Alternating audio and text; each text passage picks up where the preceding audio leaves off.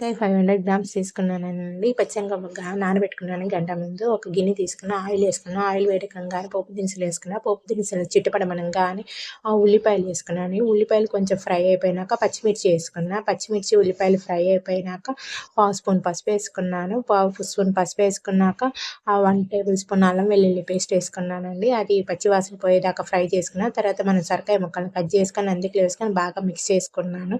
ఒక 5 మినిట్స్ తర్వాత పచ్చిశనగపప్పు వేసుకున్నానండి. పచ్చిశనగపప్పు వేసుకొని బాగా రెండింటిని మిక్స్ చేసుకున్నాక కొంచెం రుచికి తగ్గట్టు సాల్ట్ వేసుకున్నా. సాల్ట్ వేసుకున్నాక ఒక 5 మినిట్స్ తర్వాత టమాటాలు వేసుకొని బాగా మిక్స్ చేసుకుంటూ కొంచెం మగ్గిపోయినాక కారం వేసుకున్నానండి. 2 టేబుల్ స్పూన్ కారం వేసుకొని బాగా మిక్స్ చేసుకుంటూ మగ్గనిచ్చాను. అట్లనే కొంచెం ఒక కప్పు కొబ్బరి వేసుకున్నానండి. కొబ్బరి వేసుకొని చేసుకొని పొడిలాగా చేసుకొని అందులో వేసుకొని బాగా మిక్స్ చేసుకుంటూ ఒక 10 మినిట్స్ హై ఫ్లేమ్లో పెట్టుకొని చేసుకున్నానండి.